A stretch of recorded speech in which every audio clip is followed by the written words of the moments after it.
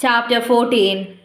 And I looked, and lo, a lamb stood on the Mount Zion, and with him 140 and 4,000, having his father's name written in their foreheads. And I heard a voice from heaven, as the voice of many waters, and as the voice of a great thunder. And I heard the voice of harpers harping with their harps. And they sung as it were a new song before the throne, and before the four beasts and the elders. And no man could learn that song but the 140 and 4,000 which were redeemed from the earth.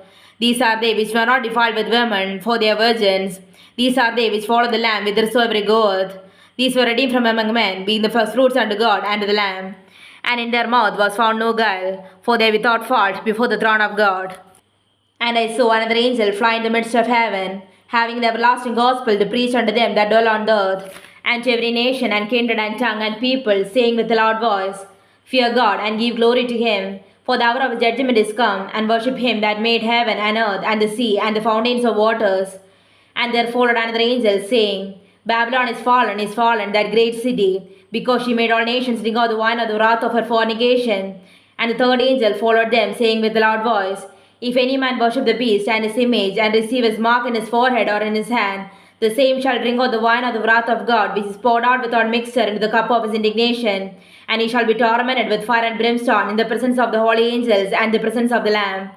And the smoke of their torment ascendeth up forever and ever, and they have no rest day or night, who worship the beast and his image, and whosoever receiveth the mark of his name. Here is the patience of the saints. Here are they that keep the commandments of God and the faith of Jesus.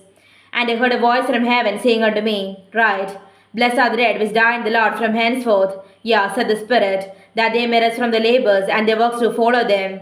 And I looked, and behold, a white cloud, and upon the cloud one sat like unto the Son of Man, having on his head a golden crown, and in his hand a sharp sickle.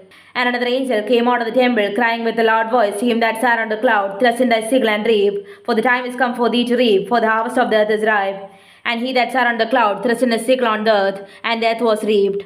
And another angel came out of the temple which is in heaven, he also having a sharp sickle. And another angel came out from the altar which had power or fire, and cried with a loud cry to him that had the sharp sickle, saying, Thrust in thy sharp sickle, and gather the clusters of the wine of the earth, for her grapes are fully ripe.